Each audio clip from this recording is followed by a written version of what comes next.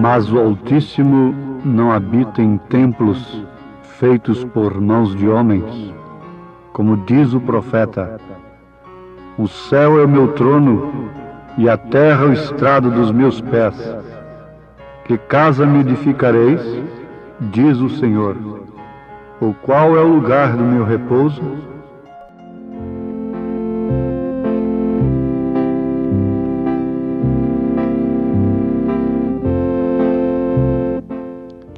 O profeta de Deus visita o México. Ouvintes amados,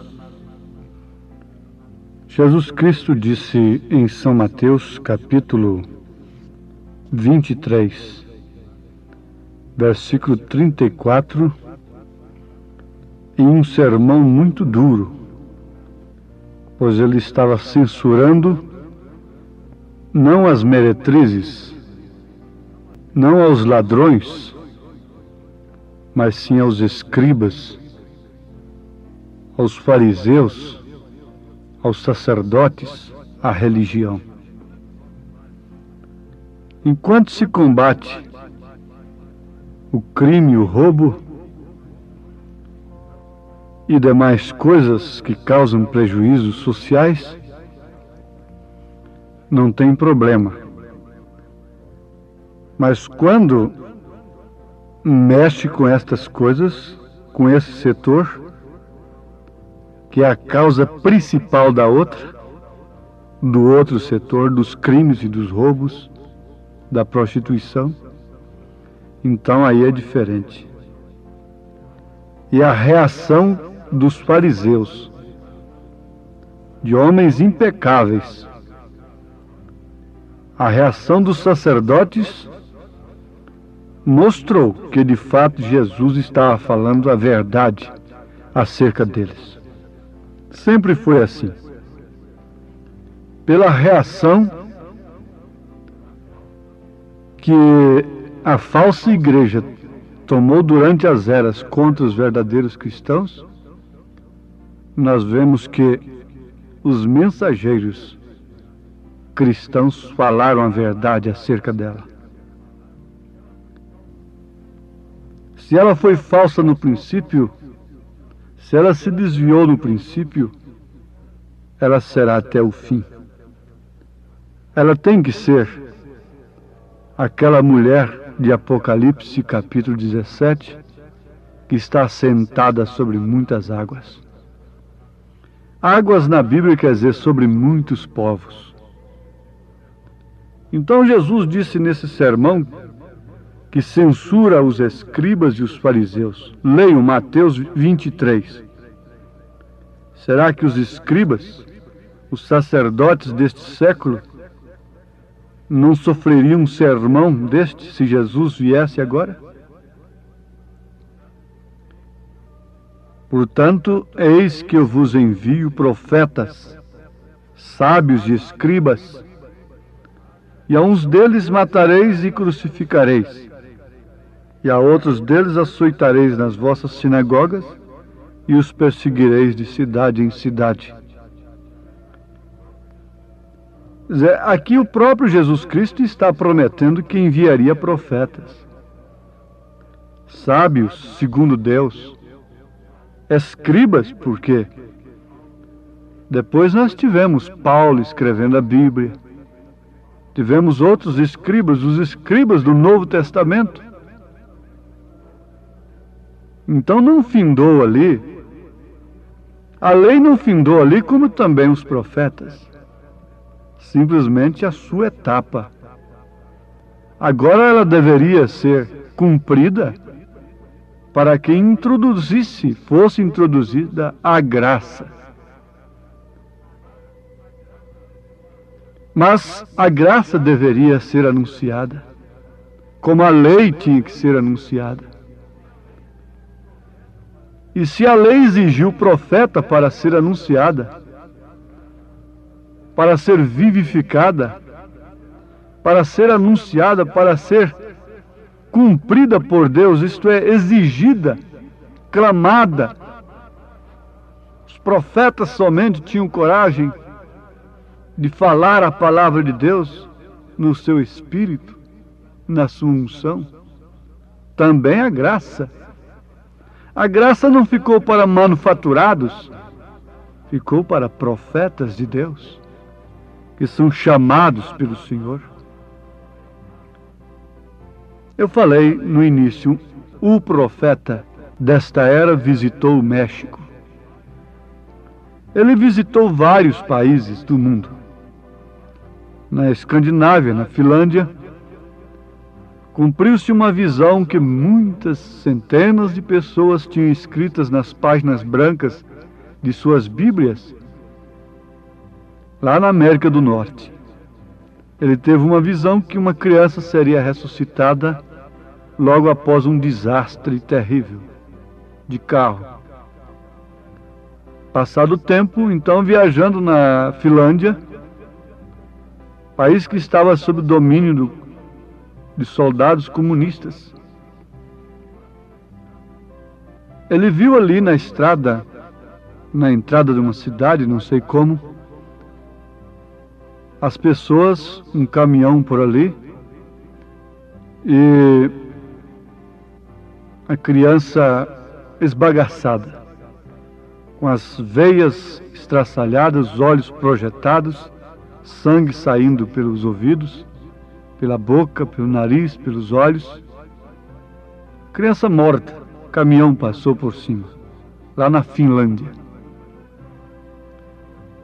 E naquela hora o Espírito de Deus veio sobre o profeta e disse: aí agora é a hora. Ele disse para o irmão que estava com ele, o irmão Wood: abra a sua Bíblia e leia essa visão da ressurreição do menino. Ele leu e ali eles oraram. E chegando onde estava o corpinho morto ali, esbagaçado, disse: eu vou mandar essa criança se levantar em nome de Jesus Cristo. E se ela não se pôr de pé, eu porei uma placa nas minhas costas escrita: sou um falso profeta. Mas ali ele orou e ordenou que a criança levantasse. E a criança se levantou, com testemunho de todos que estavam ali, sem nenhum risco, sem nenhuma cicatriz no seu corpo, perfeitamente como era antes. O povo quis agarrá-lo, rasgar sua roupa, tocar nele, pensaram que era Deus que estava ali novamente. Os soldados russos, chorando, disseram: vale a pena crer num Deus que ressuscita os mortos. Visitando a África, de onde um grande evangelista mundial das denominações voltou decepcionado, desafiado pelos pagãos, ali ele, o profeta desta era, desafiou o paganismo, curando um homem que era cego há muito tempo, cego de tanto adorar o sol. Ele desafiou aqueles sacerdotes. Foi feito um exame médico antes. Os médicos, a junta médica constatou que de fato o homem era cego há tantos anos, que não tinha possibilidade de enxergar. Mas logo ele disse: se esse homem enxergar, vocês crerão que Jesus Cristo é o Salvador e abandonarão seus ídolos? Eles aceitaram o desafio. Ó ouvintes, lá estavam 19 classes de tribos, de religiões pagãs. E muitos levavam seus ídolos de barro. Foi uma poeira que levantou quando aquele cego começou a enxergar e gritar, porque o povo começou a quebrar os ídolos. Um profeta visita a África. O nosso tempo não nos permite tecermos comentário sobre outros lugares por onde ele passou. Mas ele foi ao México. E como ele foi ao México? De que maneira?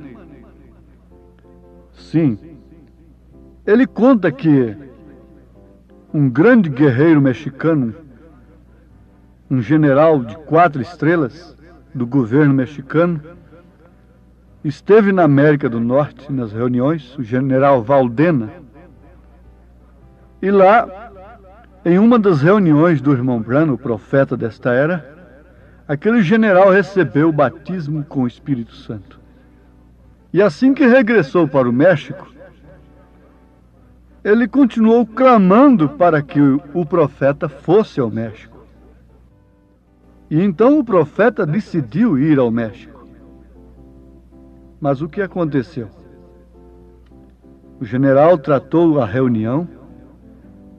A reunião deveria ser na arena, onde tem as touradas, não é? Então tudo ficou tratado. Ele deveria ter uma força muito grande, policial, para poder entrar ali.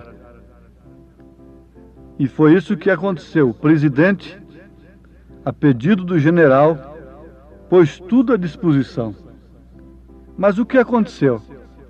Enquanto tudo estava sendo tratado, um dos grandes bispos foi até o presidente e disse para o presidente: Senhor, eu compreendo que você está colocando para dentro um homem que não é católico. O presidente lhe respondeu: sim, o que tem isto? O bispo disse: o senhor não pode ter um homem como este aqui. Este governo nunca imaginou fazer uma coisa como esta. Vamos ver o que respondeu o presidente. Sob a orientação do general Valdena, o presidente disse: esse homem é um homem de respeito. Não há mal algum ele vir ao México. O bispo disse: sim, mas ele não é um católico. Agora vocês sabem que, na verdade, conforme nós temos lido nas revistas aí publicamente, então se lemos nas revistas publicamente, podemos também falar no rádio que aquele governo não tem vínculo com religião alguma, mas é um dos países mais católicos do mundo. E então o bispo estava muito preocupado com a ida do profeta no México. Ele apelou como um escriba, o fariseu, apelou naqueles dias. Eles disseram: veja essa gente que acompanha Jesus. Veja se tem algum príncipe no meio deles. Veja se há algum intelectual no meio deles. Foi justamente o que o bispo disse para o presidente. Em último caso, quando ele viu que não tinha jeito, o general Valdena disse: mas a arena vai encher, nós vamos ter muitas pessoas, milhares de pessoas clamam para ouvir este homem aqui no México. Então o bispo disse: que tipo de pessoas são estas, Senhor? Somente os ignorantes. Estes são os que vão ouvir a uma pessoa como aquela. Então, naquela hora, o presidente tomou a palavra e disse para o bispo: Senhor, vocês têm essa gente por mais de 500 anos. E por que eles ainda são ignorantes? Aquilo foi o suficiente, ouvintes. O bispo trancou a sua boca e o resultado é que a grande reunião foi realizada no México. Isso por volta na década de 50, por aí. Ali aconteceu numa noite que um velho homem cego recebeu a sua visão na plataforma. Milagres tremendos aconteceram no México.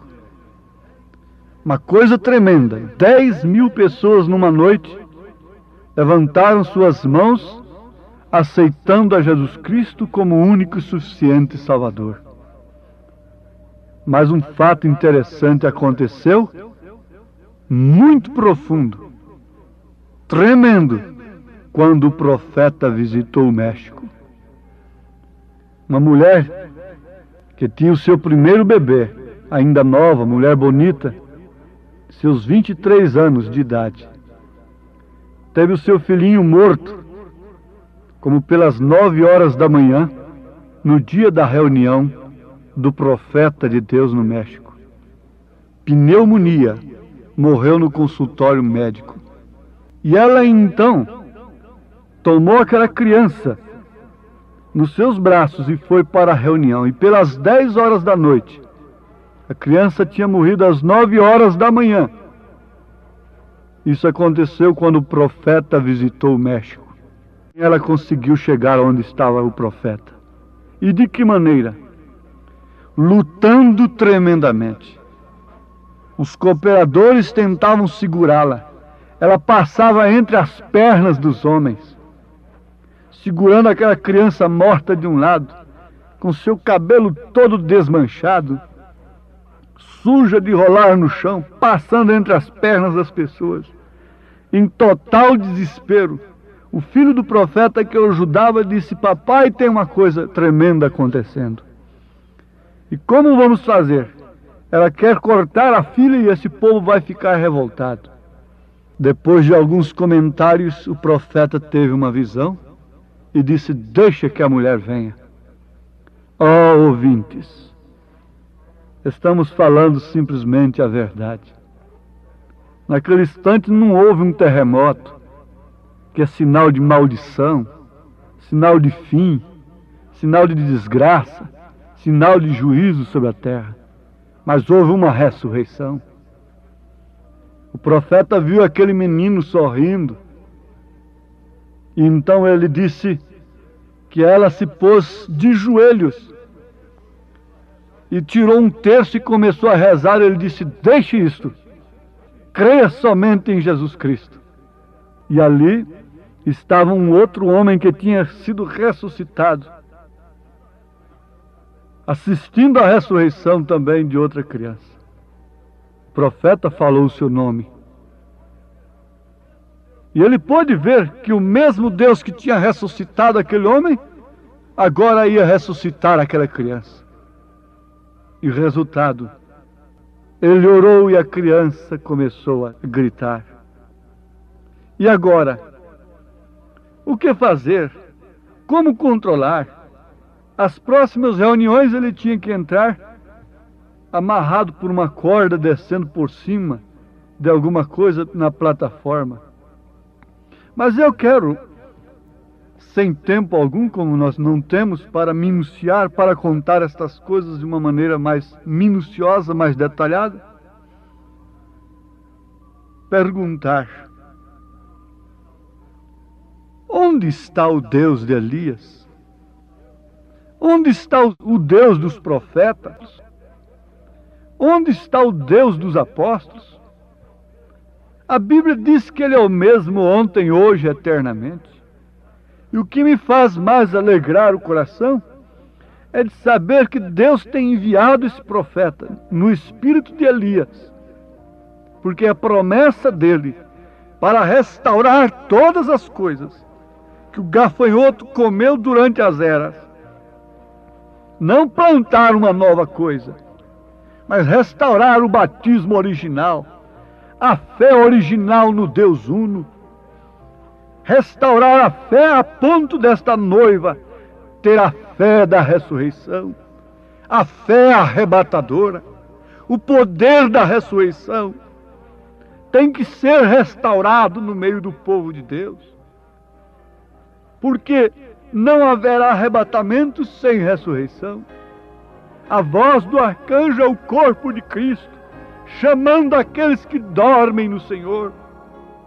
A morte tem se tornado a menor coisa para o verdadeiro cristão, quando ele recebe de fato o Espírito de Cristo. E no Espírito de Cristo está tudo que é vida, tudo que é poder, não simplesmente uma curazinha, não simplesmente a solução de um probleminha, mas está todo o poder das Escrituras, o poder da ressurreição, fé da ressurreição. Amém.